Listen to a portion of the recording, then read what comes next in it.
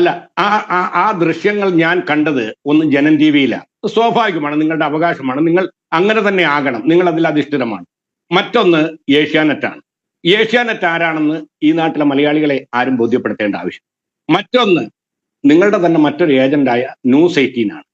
മുഖ്യമന്ത്രി ഉദ്ഘാടനം ചെയ്യുന്ന ആയിരങ്ങൾ സംഗമിക്കുന്ന അതിന്റെ എത്ര ഫോട്ടോസ് താങ്കൾക്ക് വേണമെങ്കിൽ ഇതിലിരിക്കുന്ന ഓരോ പ്രതിനിധികൾക്കും വേണം. ഞാൻ പിന്നെ വാട്സപ്പ് മെസ്സേജിലൂടെ തരാൻ തയ്യാറാണ്.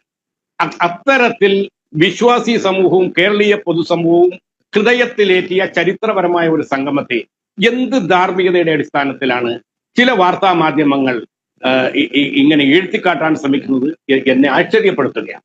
മറ്റത് താങ്കളോട് പറയാൻ, ഇപ്പൊ മത്സ്യന്തില്ലങ്കേരി സാർ അടക്കമുള്ളവർ ഇവിടെ വാചാലമായിട്ട് 2018 ഈ 2018 ശേഷമല്ലേ BJPക്കും RSSനും ശബരിമലയെ സംബന്ധിച്ച് ബോധ്യം വന്നിട്ടുള്ളൂ.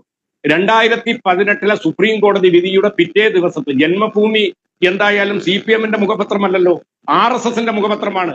നിങ്ങൾക്ക് നോക്കിയാൽ ലഭ്യമാകാവുന്ന ഒന്നാണ്. അതിന്റെ തലക്കെട്ട് ചരിത്രപരമായ വിധി എന്നാണ്. അപ്പോൾ ഈ വിധിയെ ആദ്യം സ്വാഗതം ചെയ്തത് RSS ആണ് എന്ന് മാത്രമല്ല, ഇന്നത്തെ BJPയുടെ കേരളത്തിലെ ശബ്ദമായിട്ട് നിങ്ങൾ കൊണ്ടാടുന്ന സുരേഷ് ഗോപിയുടെ ദൃശ്യ സംസാരം അന്ന് ചാനലുകളിൽ വന്നത്, ഇതൊക്കെ എത്രയോ വർഷങ്ങൾക്ക് മുമ്പ് വരേണ്ടതായിരുന്നു എന്നാണ് പറഞ്ഞത്.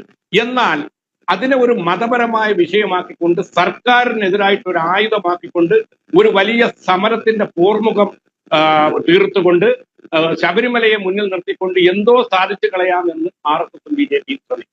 എന്തുകൊണ്ട് 2021 നിയമസഭാ തെരഞ്ഞെടുപ്പിൽ ഈ നാടൊട്ടുക്കും ഇവിടുത്തെ BJPയും RSSും കോൺഗ്രസും അടക്കമുള്ളത് ഇടതുപക്ഷത്തിനെതിരായിട്ട് അയ്യപ്പ സ്നേഹത്തിന്റെ അണപൊട്ടാത്ത രോദനങ്ങൾ നടത്തിയിട്ട് പോലും 99-100 സീറ്റിന്റെ ഭൂരിപക്ഷത്തോടുകൂടി അതേ പിണറായി വിജയനെ, അതേ ഇടതുപക്ഷ സർക്കാരിനെ, അതേ സർക്കാരിനെ വീണ്ടും കൊണ്ടുവന്നത് ഒരു അയ്യപ്പ വിശ്വാസത്തിന്റെ ഭാഗം തന്നെയാണ്. അയ്യപ്പന്റെ തൃപ്തി കൊണ്ടാണെന്ന് ഞാൻ അവകാശപ്പെടുന്നു. കാരണം ശബരിമലയുടെ ചരിത്രത്തിൽ സമാനതകളില്ലാത്ത, എല്ലാ ക്ഷേത്രങ്ങളുടെയും ചരിത്രത്തിൽ സമാനതകളില്ലാത്ത വികസനത്തിന് നാന്ദി കുറിക്കുകയും അത് തുറന്നുകൊണ്ടിരിക്കുകയും പൂർത്തീകരിക്കുകയും ചെയ്തിട്ടുള്ള ഒരു സർക്കാരാണ് കേരളം ഭരിക്കുന്നത്. അത് എല്ലാ മതവിശ്വാസികളോടും, എല്ലാ ദർശനങ്ങളോടും, എല്ലാ ആരാധനാലയങ്ങളോടും തുല്യ കണ്ണുകളോടുകൂടി അവിടുത്തെ വികസനത്തെയും കാഴ്ചപ്പാടും ഒക്കെ ഉള്ള ഒരു സർക്കാരാണ്.